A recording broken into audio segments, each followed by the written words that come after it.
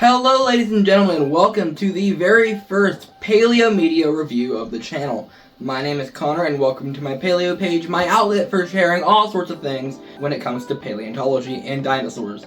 Today we are looking at Netflix's The Dinosaurs, a 4-part series released just about a week ago as of this video's released, maybe a bit over a week ago, and it takes you through the journey of the dinosaurs from humble beginnings to the cataclysmic end of the KPG extinction event.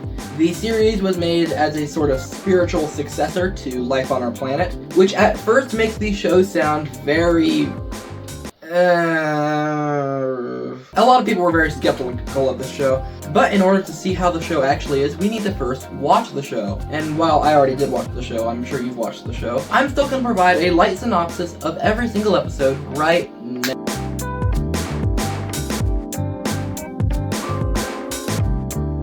To start out the show, we open on a scene in the Hell Creek Formation in the Cretaceous, with a male Pachycephalosaurus trying to get to his harem of females before a younger male claims them. The two Pachys butt heads, because that's what Pachycephalosaurus would be doing. And the young male wins until the young male has his head crushed by the jaws of a Tyrannosaurus Rex, in a very brutal kill, I should add. Now, we're gonna go back to the humble beginnings of the dinosaurs.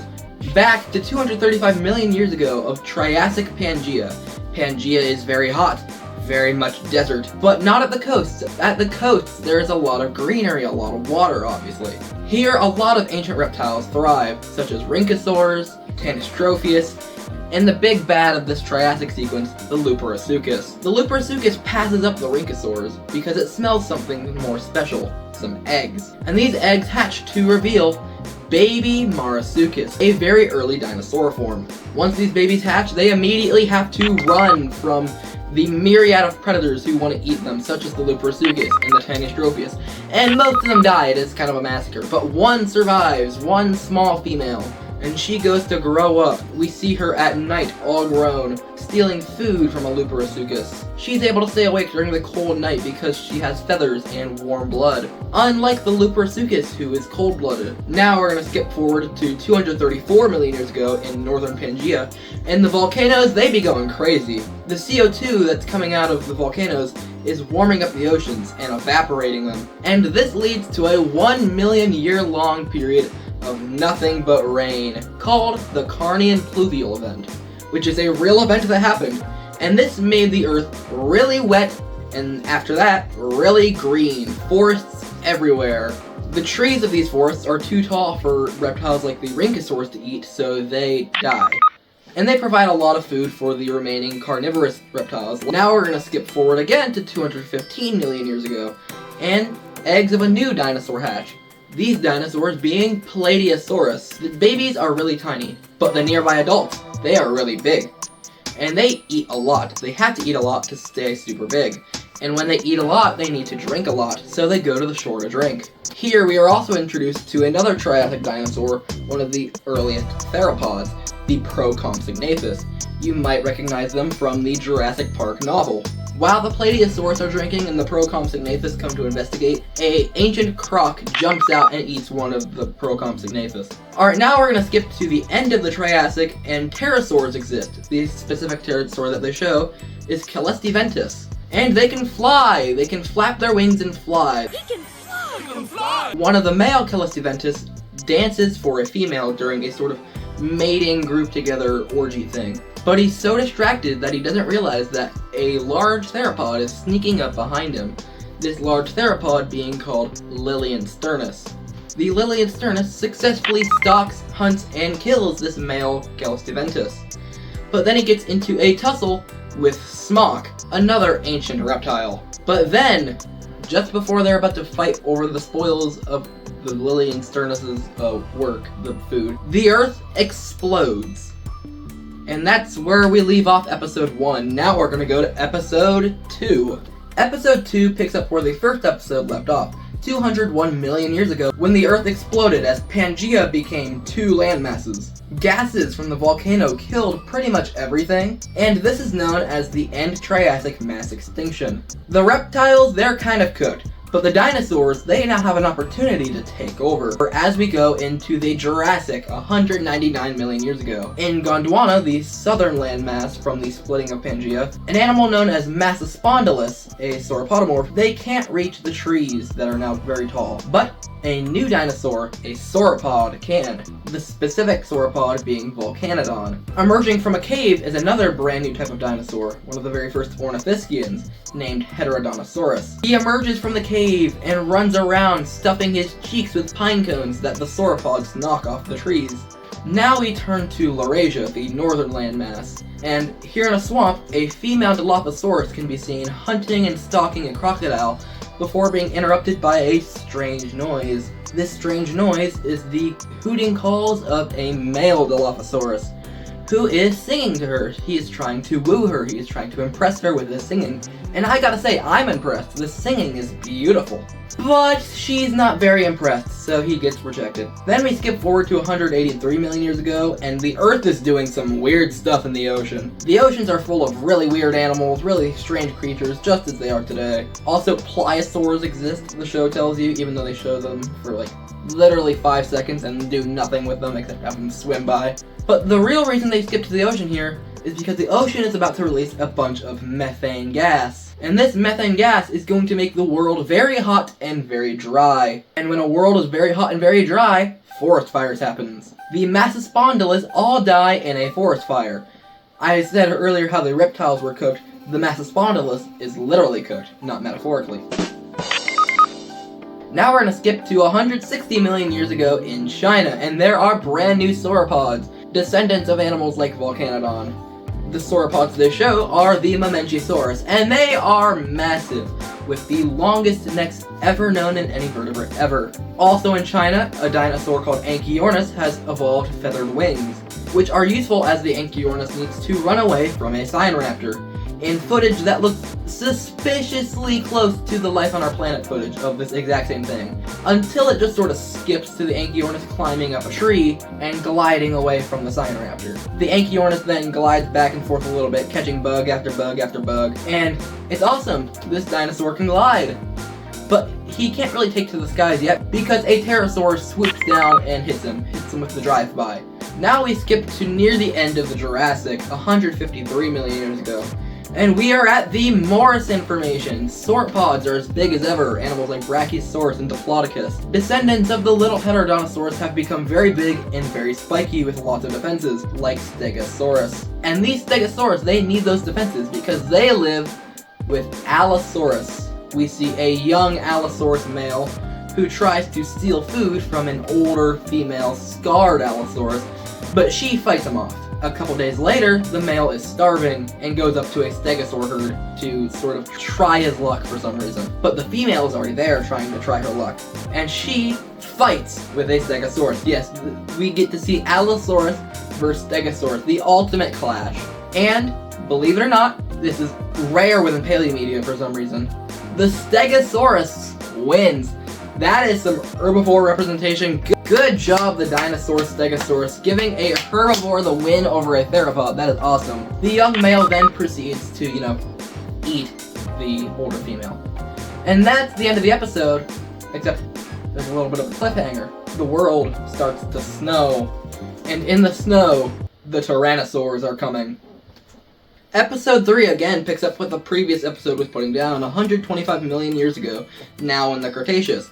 And there's a lot of snow. A herd of sauropods called Dongbai Titan really don't like the snow. And this year the snow came early while they were still migrating, so they're really hating it right now. The north is very cold, but this snow is the perfect opportunity for a predator known as Eutyrannus to stock up and kill a young Dongbai Titan. The Eutyrannus blends into the snow and stays warm due to its camouflaged, warm insulating feathers.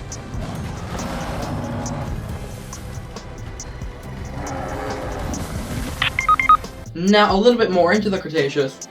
Volcanoes happen, which melts all the snow. An avalanche killed the Eutyrannus.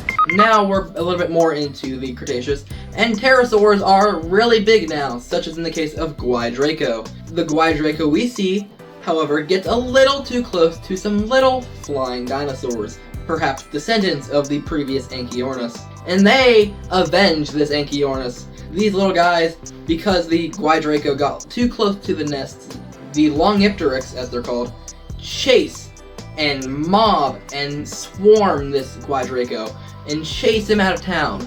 Now we're at 113 million years ago, and there's a new revolution, but not within dinosaurs. I mean within the plants. Flowers appear for the first time ever. Also, appearing for the first time ever on plants are spikes and toxins and poisons that a lot of herbivores at the time can't eat, including stegosaurs. We see a young Yanbeilong starve and starve as he cannot eat the food, and we see him rest at the corpse of his dead mother. Now we're gonna skip to 98 million years ago, and Earth is very green, covered in all sorts of unique and variety of plants. Another type of armored herbivore can eat these plants, named Peloroplites. He is an ankylosaur. The male that we see goes for a swim to eat some underwater plants, then he comes out to dry off and sing a little song. He is singing to find a female, and he does find a female, and he woos her successfully. He gets to mate, all while being supported by a little recolored Longipteryx. Now we skip to the seafloor doing some stuff, because it be doing that a lot. I think this is them representing the Atlantic forming, but I'm not too sure. I don't know what they were trying to represent here. I think it is the Atlantic forming, though. The timing matches up. And this makes the oceans rise. Europe becomes nothing but an archipelago, and one of the islands in this archipelago is Hatzeg Island. There's a herd of tiny sauropods on this island called Magyarosaurus, and they are small because all the plants are small, so they can just eat the small plants and stay small. But the predators here are not small, including the Hatzegopteryx, whose design is based off a black vulture and looks phenomenal, I should add. And in a very World of the Worlds-y type sequence, the Hatzegopteryx chases around a young Magyarosaurus, chases them into a cave, and tricks them into coming out and then eating the one that did actually come out. Now, as the sea levels rise, dinosaurs don't really go into the water because they can't really do that, but at 96 million years ago, some dinosaurs start to, especially in Africa with the case of the Spinosaurus. And this Spinosaurus goes fishing. She drops a fish into the water in order to bait a shark, which she snatches and eats. And that is the end of the episode, so we're going to go on to episode 4. Alright, episode 4, we start off 75 million years ago in space. And we are in the asteroid belt. And just by chance, one asteroid smashes into another and sends the other one off course, hurtling towards the middle of the solar system. And again, just by chance, right in its path, once it reaches it, will be the planet Earth. But we have a few million years. So let's, talk about the rest of the episode before we get to there. We are now at 72 million years ago, and dinosaurs rule everywhere. They have it better than ever right now. And there's one dinosaur, a fearsome hunter, a terrifying predator, that we see first off in this episode. And it's Hesperornis. They're really clumsy little guys. They are extremely adept in the water, sort of like penguins. The Hesperornis we see go to find some food. And after they find food, they have to go back up for air because they are air breathers, of course. But there's another predator in these waters that's stalking them, and it's also very hungry. A large Tylosaurus, I think Tylosaurus, yeah. This Tylosaurus chases a male Hesperornis, and the Hesperornis barely escapes onto land. And once he's on land, he still gets chomped, like Indominus style, by the Tylosaurus. Now we go a bit more north into North America, and dinosaurs are just literally everywhere, including dinosaurs like hadrosaurs. Hadrosaurs that we see, I think, are meant to be Edmontosaurus, I'm not quite sure. And they are large colony nesting herd animals with large amounts of area dedicated just to nesting and eggs and babies. The mothers are very good parents, feeding their babies, protecting their babies, as we see one of the females coming to rock the shit of an Asdarkid. And of course now this scene has become a meme. Now we're gonna skip to 66 million years ago. The Western Interior Seaway is buckling up and the Rockies are forming. Next to the Rockies is the Hell Creek Formation, which it doesn't necessarily name, but you know it, it's the Hell Creek Formation. We see again the Pachycephalosaurus herd from earlier.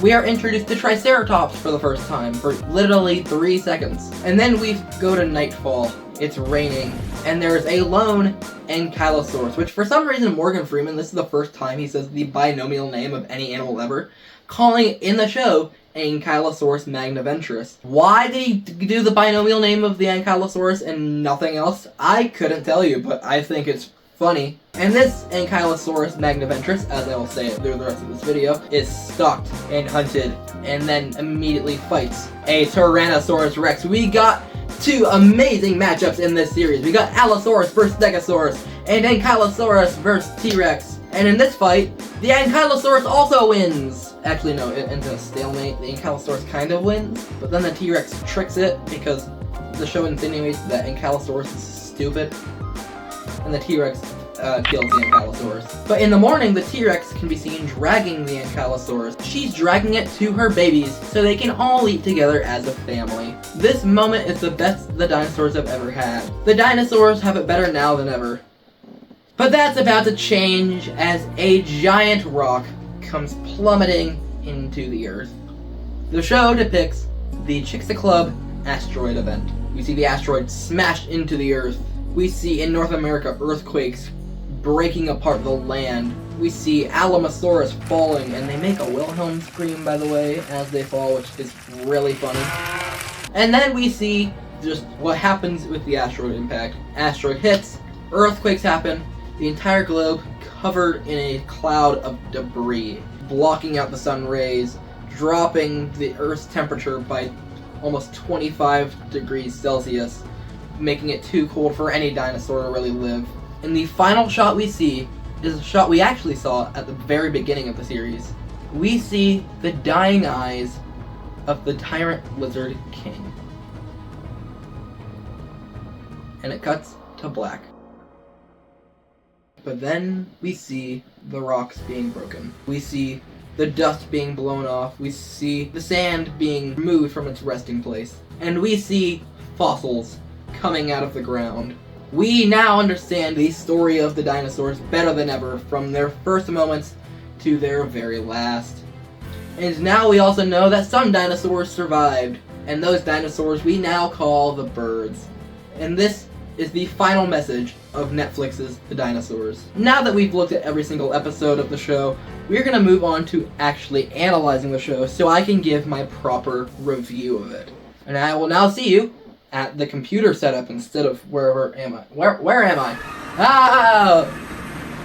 Alright, we're gonna first talk about my favorite segments from each of the episodes that we just went over. In the first episode, I think it's really good. My favorite segment has to be the Lilian Sternus stalking the pterosaurs. I think that scene is, I don't know, the Lilian Sternus looks really good in my opinion, so does the Celestiventus. And overall, I think it's just a really good sequence. Definitely the strongest of the episode.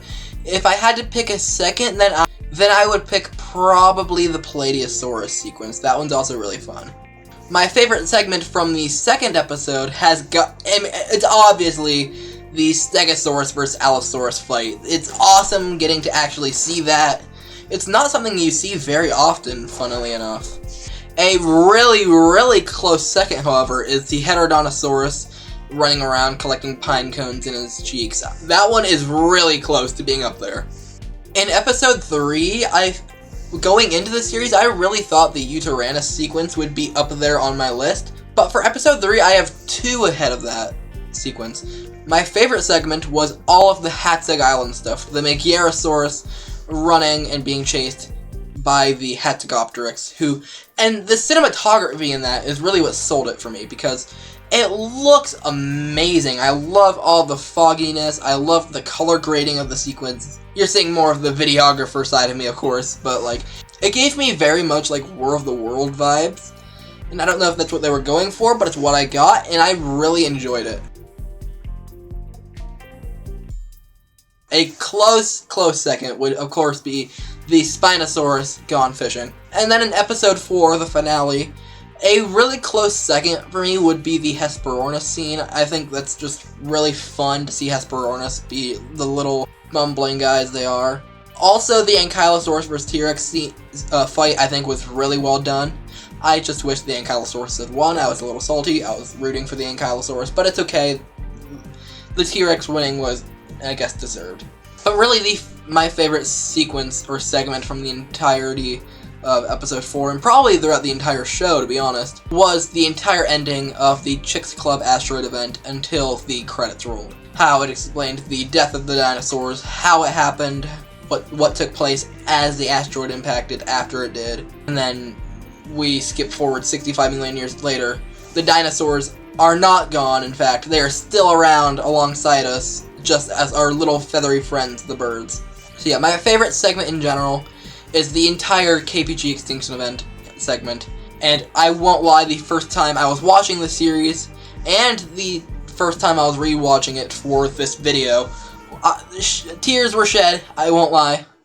Now for some of my least favorite or the weakest segments in the whole show. We aren't going to go by episode for this. Why the hell did the pliosaurs appear for literally like 10 seconds at most, if even? Like, you could have done something with them, I'm sure. You could have found something a little bit more than segueing into methane bubbles coming out of the Earth's oceans. Also appearing for literally 3 seconds. Why did Triceratops just appear for like 3 seconds and then they didn't use it again? I know they were on a time crunch, and I'm really glad they chose Ankylosaurus instead of Triceratops. And also, I guess people really don't like the Triceratops design because it's pretty much just a edited Jurassic World trike, which is fair, but like, you know.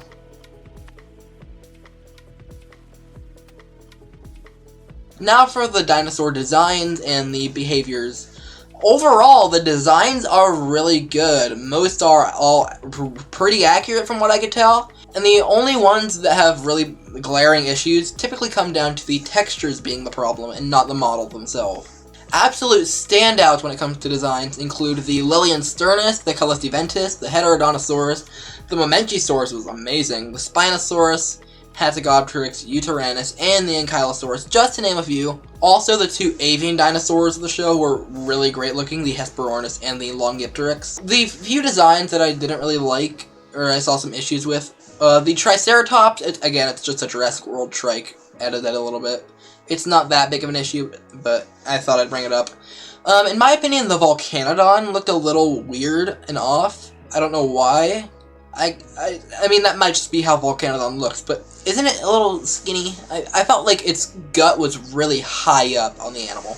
And then we, of course, have the Allosaurus, who looks a lot like the Jurassic World Dominion Allosaurus, to the point where people think it is just the Jurassic World Dominion Allosaurus reused and you know, touched up a little. But in this series, it looks a million times better than it does in Life on Our Planet. In Life on Our Planet, it looks pretty bad. In this, the Allosaurus actually looks, you know, cool. The overall design isn't as bad as I thought it would be going into the series. Also, the female with the scar looks badass. Other designs I have kind of issues with being a little weird. The Tanystropheus, I don't know how to feel about it. They're not bad, they're not super inaccurate, but I don't know, they look weird. It might be a texturing issue. And overall, the designs, a lot of them are very much just gray. But majority of the designs were really good. Some of them excellent. Some of them perfect. One of the perfect ones, in my opinion, being of the Hatzegopteryx. The Hatzegopteryx, the whole Hatzeg Island sequence was just amazing. The Hatzegopteryx looks so cool. As for the behaviors shown in the show, of course, they are mostly speculative, but they are very diverse and interesting, such as the Heterodontosaurus stuffing its cheek with the pine cones, or the Tyrannosaurus dragging the Ankylosaurus for miles to feed its babies, or the Spinosaurus fishing the way it did, sort of luring the shark in with a bit of bait. But really, none of the behaviors seemed outside the realm of possibility, and they all felt really natural. There's birds in real life who fish in the same method that the Spinosaurus did in this show. There are animals who drag their prey even up trees, such as in the case of leopards. Plenty of small mammals today stuff their cheeks with food and store it for later, such as chipmunks. The mating dances we see have real fossil evidence. We have trackways from dinosaurs that are sort of like scratches in the ground that were made by them sort of like doing their feet in similar patterns as modern birds doing their mating dances. Alright, some downs of the show include the Allosaurus be looking like the Jurassic World Dominion one. I can't really ignore it. It looks a lot better, but it still has a bit of a resemblance. There's a bit of reused Life on Our Planet footage, as I said in the Anchiornis segment, but this is less of a problem and it's just more funny to me. Again, the Tanystrophes look a little weird, but not wrong in any way, it's just a little weird looking. The Pliosaurs again appear for like 3 seconds and do nothing. And this is a little odd, I should have put this in designs, but I'm gonna put it in my nitpick segment. The Stegosaurus, I don't really like how it looks, I won't lie. I think I'm just used to green Stegosaurus. I don't know if I like zebra striped Stegosaurus. I will say I have grown on it though since I first watched the series and since I wrote the script, to be fair. Also, one of the biggest issues of the show that I have is that they sometimes don't say the name of the dinosaur, which in most cases they do. It's a massive step up from Prehistoric Planet Episode 3.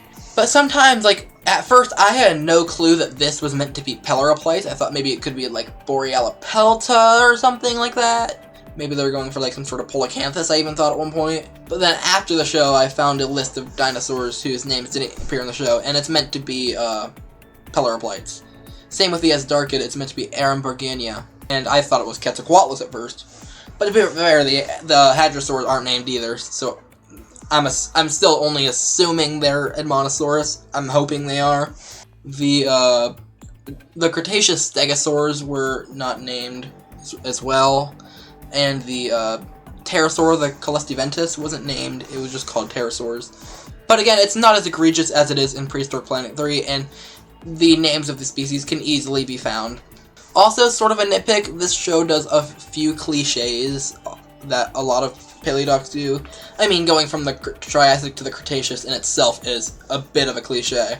But things sort of like the T-Rex winning the fight, that's a little bit of a cliche just because it's the T-Rex. You kind of have to show that, I feel.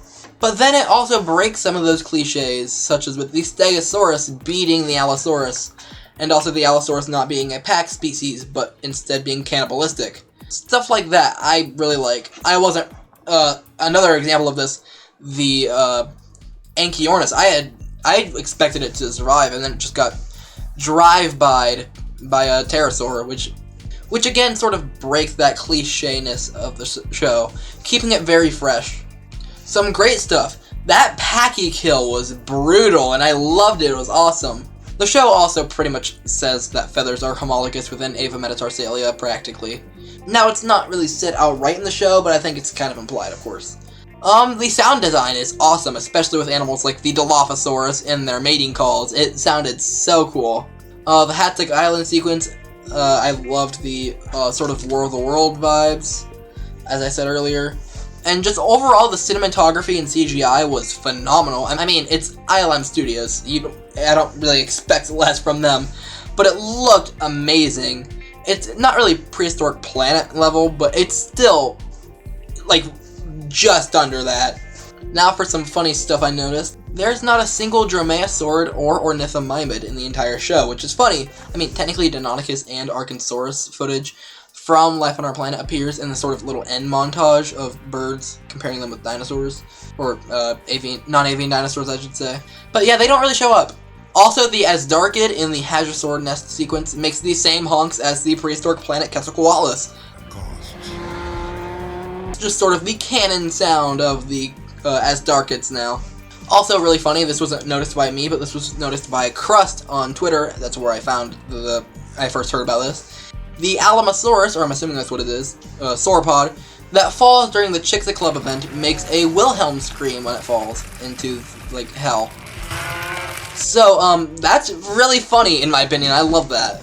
Also, something I noticed is that the entire show is better than Walking with Dinosaurs 2025. Not the original, 2025. But that's insane to me, that a Netflix show that's a successor to Life on Our Planet, of all things, is better than a Walking with Dinosaurs property. That's crazy to me.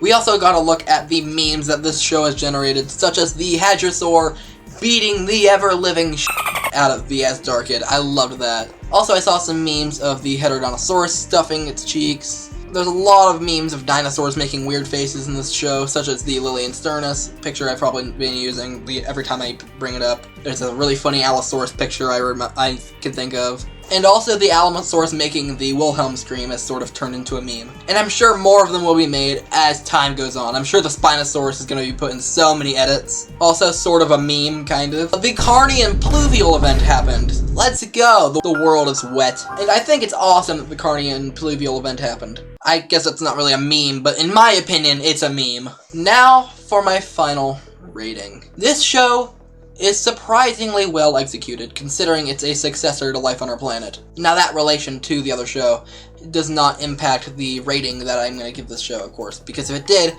this show would be a lot lower. There's a few issues I have here and there with the show, but overall those are just sort of like nitpicks. And the entire show, I could tell there was a lot of love put into it. A lot of research, a lot of love, a lot of care, and most importantly, a lot of love, as I already said. This series, I see a lot of complaints from paleo people saying that the information given within the show isn't really groundbreaking. It's not really, they didn't learn anything, but that's okay, because this show isn't meant for paleo people.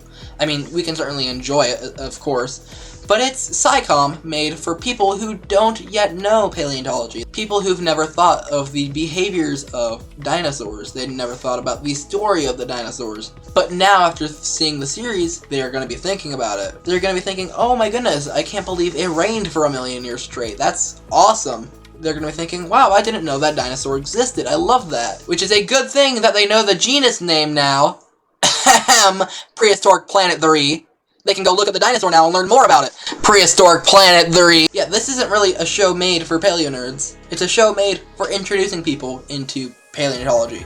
And for that, I think it's amazing. And even just outside of being a dog for me to learn things, I didn't really learn much. I learned of a few new animals, such as the Calestiventus, which is awesome. Lillian Sternus I'd never heard of. So even I, a paleo nerd, with all of those behind me, learned a thing or two from this show. But again, it's not made to teach paleo nerds, it is made to introduce the layman to paleontology, and potentially get them interested in the science of it. Get them interested in science and STEM, which is so important right now, especially in a world right now, which is very fastly turning very anti-intellectual, anti-education, anti-science. And for that, I commend this series. While it may not be perfect, it is still amazing. And overall, I give Netflix's The Dinosaurs a solid 8.5 out of 10. Thank you for watching this episode. I didn't really know how to structure this sort of video. This is my first time doing it. As we do more of these, I have a few pieces of PaleoMedia lined up that I do want to watch and review for you guys.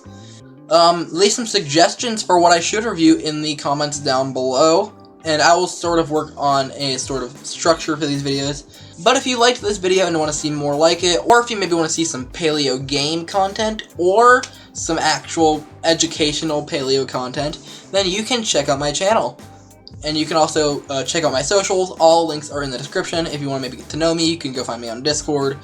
If you want to see me ramble sometimes, you can go to Twitter, even though I barely do it over there anymore. If you want to see the shorts that I make, you can check them out on TikTok, or you can just go to my channel. I post them here as well. I post them here primarily, actually. And as a final remark, if you like paleontology and dinosaurs, feel free to like and subscribe for more. And I hope to see you next time. Thank you. Bye. We're in an end screen now. You can go to another video now. You can look at the video linked here. Or you can subscribe to my channel from here. Whoa, that's awesome. I've probably been cut off now. It's been longer than 20 seconds.